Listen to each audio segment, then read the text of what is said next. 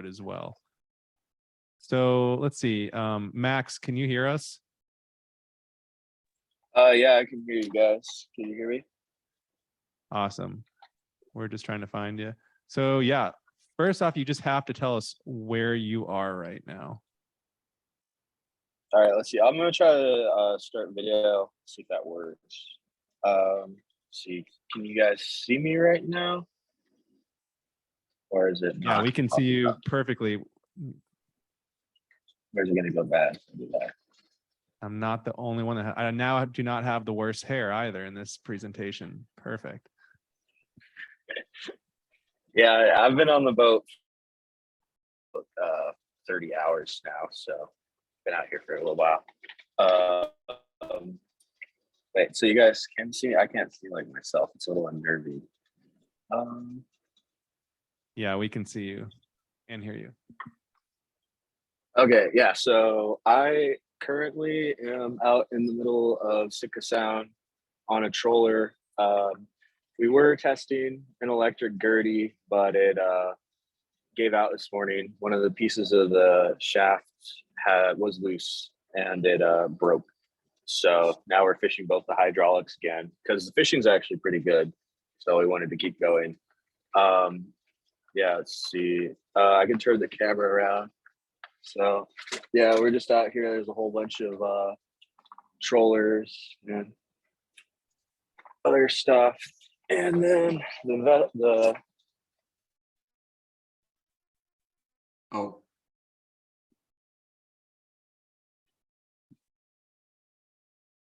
Max, you might be getting away from your Wi-Fi there. Is out here. It's kind of undignified. It got benched, but let's see. Okay, so yeah, that's kind of, is it working now?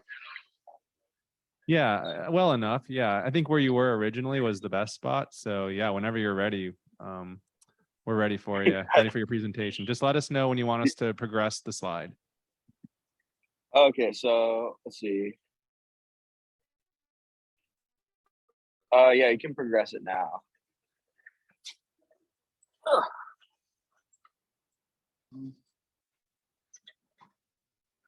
see. Okay, can you guys still hear me? We can still hear you. Okay, cool. All right. So yeah, the bottom line up front of the summer is it started out as a project with Michelle Wilbur to analyze. I'll put this down so it's not shaky. To analyze electric vehicles and how they respond to cold weather by looking at a whole bunch of different data and stuff. So we had a whole bunch of data files from Teslas, Bolts, and other types of EVs in Alaska. And the main thing we were looking at is how they responded to cold temperatures. So there's not really much data below -20 degrees because, as Michael probably mentioned in his presentation, I didn't catch all of it because of the Wi-Fi, but yeah, they don't do very well in cold weather historically. And so there's not much data for that. So it was pretty cool to be able to work with that stuff. And then halfway through the summer, Michelle was asking me about like what I would like to do for a hands-on project. And I said, I'd love to do something with like building an electric fishing motor. And she said, well, I can do one better. I have a researcher who's working on creating electric fishing boats in Southeast Alaska, and he has a bunch of data that also needs to be analyzed. So I traded out my car data for a little bit of fishing boat data. So, and then also that has led to me being down here working with this prototype Gertie, which yesterday worked really good. I think I probably caught in the vicinity of 150 fish with it. So it worked really good until there was a little mechanical failure. And like I said, I think we determined that might have been something to do with installation, but there's also like a plastic part in there that melted a little bit that made it not work. But I have 2 data loggers down in the engine room. I would show you them, but it is super loud down there, so you wouldn't get anything out of it. So yeah, that's kind of what I've been doing this summer. You can go to the next slide now. So yeah, my goals were, of course, to create a curve to relate EV power usage to temperature. So that was like a really big thing. And there's been a lot done like around the world. So we were trying to see if Alaska cars kind of fit the trend, even when we got down to really cold temperatures. Um, and I think I ended up getting a pretty good cubic fit, which is the expected. And it will be on my image slide here in a minute. And then also, I did a little work creating a catalog of available electric vehicles in America because my mentor, Michelle, goes to a lot of remote villages and talks to people about electrifying villages or cars in rural Alaska. And she doesn't always have like a good list of vehicles that people can buy. So I'm trying to kind of create a place. It's going to have snow machines, uh, ATVs, and cars on it. So I'm trying to create like a nice like one size fits all reference for everyone in these villages. Um, I don't know if I'm going to quite get that done because I had this come up, but I have a lot of it done. And then, yeah, I developed plots. That was a big part of my job with my other mentor, Chandler. I developed a plot that related gillnet power to time because he's trying to, in the long run, electrify fishing boats. And so we're creating load profiles of how the prop and the hydraulics use electricity. And so I've been analyzing data like that for him all summer. And I've created a pretty good plot of how Gillnetter uses electricity that will also be on there. And now I'm actually down here somewhat collecting the data that looks like what I've been using all summer and trying to apply my knowledge to help with that here. You can go to the next slide now. So yeah, the big picture with both the projects is straight up just to reduce emissions and encourage growth of electric vehicles in Alaska.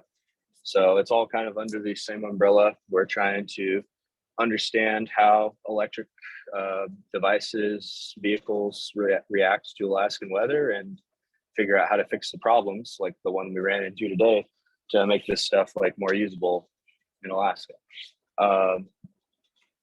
So then also branch, we have very cold weather.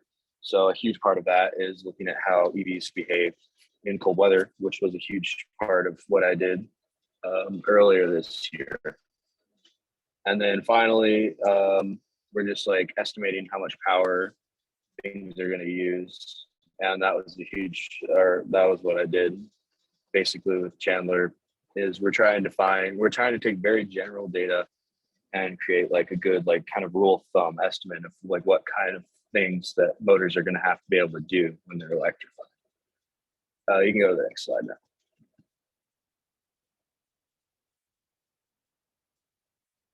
now. Yeah, so my methods that I used, I was basically at a computer all summer until now, unfortunately. But yeah, so I did a lot of data analysis with Python and Jupyter Notebooks. It's really good for taking large amounts of data and making pretty graphs. So I did a lot of that this summer. And using those graphs, I was able to draw conclusions and like make reports. I did a lot of reading to try to kind of catch up because I'm working with researchers who obviously have dedicated their lives to these topics. So it was a lot of catching up just to get where, they needed me to be to provide useful information. And then here I'm working on deployment and maintaining data loggers. And then I also didn't realize how hands-on it would be for me, but I am testing the electric Gertie as well. Even though I wasn't the one who was using it when it broke for all the inquiring minds in the audience. But yeah, and then the final thing I'm doing is I've been taking really good notes on when we're using the Gertie down here, because that was one thing that was missing with the data I was analyzing this summer is like context with all the little spikes in voltages and currents. So I'm trying to provide that for the data I'm collecting here. And it's helped me as someone who spent all summer compiling data to hopefully gather more useful data here. You can go to the next slide.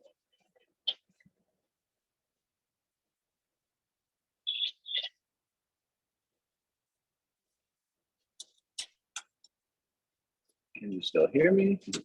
Okay, good.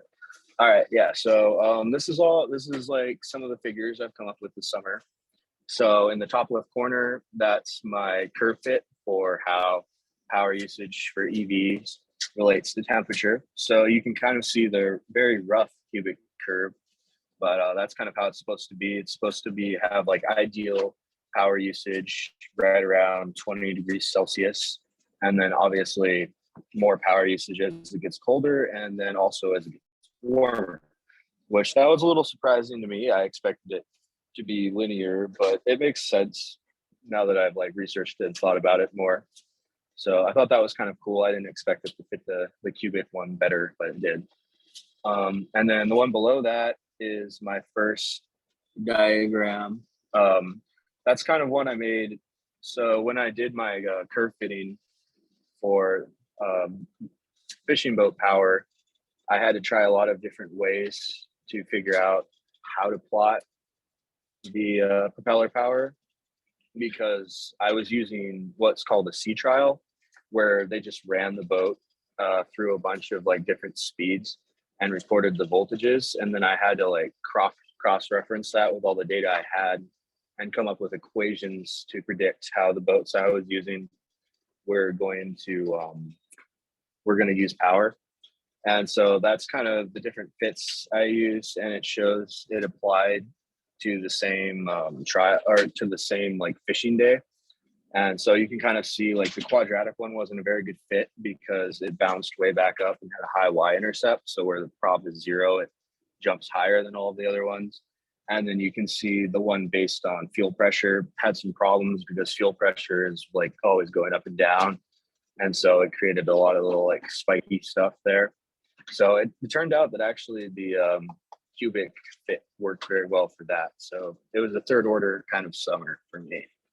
And then on the right is just a bunch of different graphs from my main gill netter plot, which is from one specific boat that I'm using to kind of figure out how much power gill netters are going to use. The first one is scaled for the entire season. The second one is a week of fishing, so you can kind of see the individual spikes each day where they're pulling the net. Those little purple spikes at the bottom is where they're pulling the net, and then the red spikes are where the prop is accelerating to run the net. And then you can see that even better on the bottom with the day scale, where you can see the purple spikes are where the net's being pulled, and then like the red spikes are where the prop's accelerating. You can go to the next slide.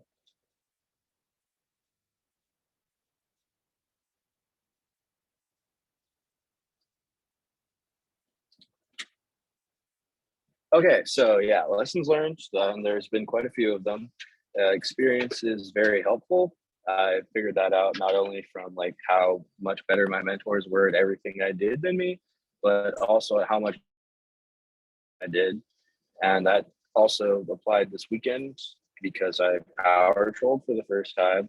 So that started out very rough, but now it's pretty smooth. I'm able to get like a line of like 30 hooks in about 11 minutes now, out and back. So I went from probably like 45 minutes to 11.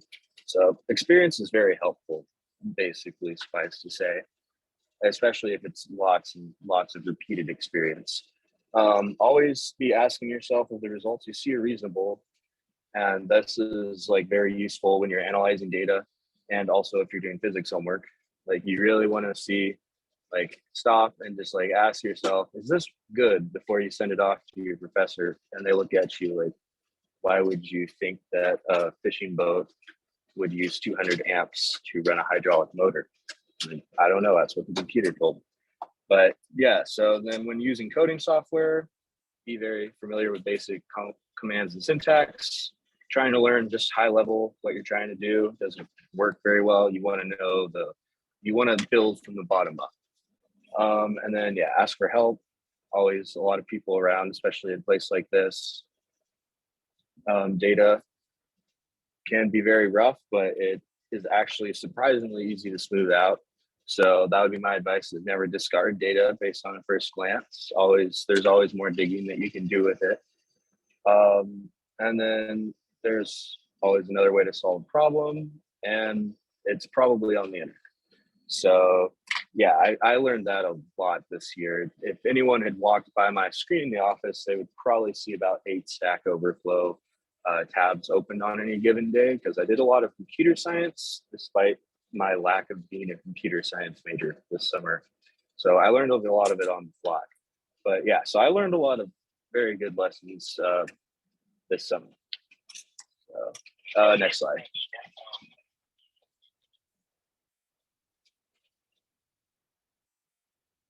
Okay, so yeah, my conclusion.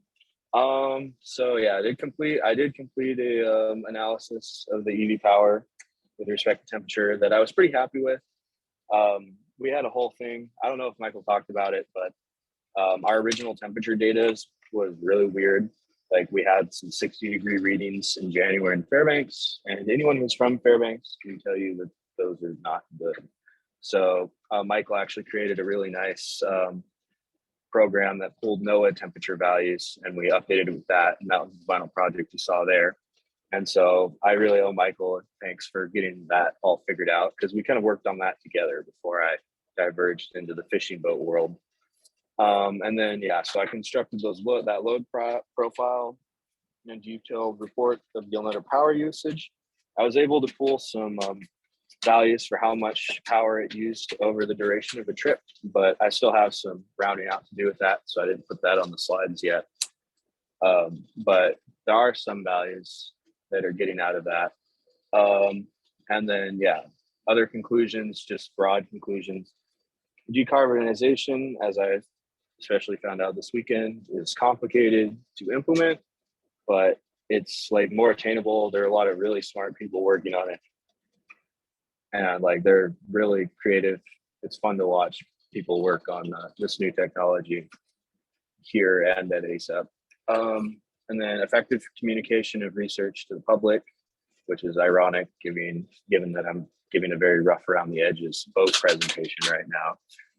But the stigma around EV technologies is going to be a huge deal in the future, because I like talking to people here and in Fairbanks about EV technology because I'm working on it. And the main questions I get are like, well, it isn't reliable and this blah, blah, blah, stuff like that. So just destigmatizing it, because a lot of times they have like assumptions that aren't always completely true about how EVs run. So not only getting the knowledge, but communicating it to where lots of people can see it is super important to help like drive adoption of EV technology, because we can't just have like dedicated people working on it. We have to have everyone putting time and like money into it to make it an actual conceivable goal. And then yeah, my least favorite part of research, I'll just throw it up there for everyone who's coded. Debugging code, it's necessary, but I despise it. So yeah, I just thought I'd throw that in there. And then it was really cool. One of my favorite, the best overall conclusion I got from this internship was that even though like we really had no real experience in the world, but most of us, we were all, I felt like, making really cool and real impacts on the future. Like I never imagined I would be at home doing an engineering project this early in my life. So I thought overall it was a really, really great program. I had a really good time, and I was happy with what I got done. So I think that's it. But the next slide is questions. And I'm sorry if I went over because I don't recall. No, Max, that was awesome. I think, yeah, we'll keep it to a couple of questions. We can stay on schedule. But one question that I had is, what is a Gertie? Oh yeah. Okay, so I can actually visualize right here. They're actually working it right now.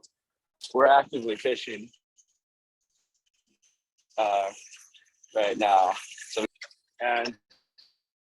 he runs it with this clip right here. And so they pull up to where you want to get the fish. Then you pull the fish in. You beat the crap out of the fish. And then you go back to the Gertie and use it to pull up. And it looks like my visual is a little out of sync with my audio there. But yeah, so that's what a Gertie is. Awesome. Thank you for demonstrating and answering my question. Yeah. Rich. Now that's a better description than I could give with my words. Like Cole, looks like Cole may have a question. I was wondering what the unique challenges are to electrifying a fishing trawler versus an electric vehicle. Yeah, so the big thing is fishing boat stuff, as I've learned really well this week, needs to be incredibly reliable because on a fishing boat, if one thing goes wrong, it leads to another thing going wrong, another thing going wrong. And also fishing boats are out for like extended periods, multiple days. There's salt water, it's corrosive. It's a really harsh environment and stuff has to just be really reliable. Because for example, when the electric motor broke today, we had to make a really sharp turn, which resulted in one of our taglines snapping. So one problem just kind of snowballs into many. So reliability and trustworthiness are, I would say, the main obstacles to any type of prototype technology in the fishing field. Awesome. Thanks, Max. All right, well, let's give a big round of applause for Max. Thanks, guys. And I hear you're bringing us some Sam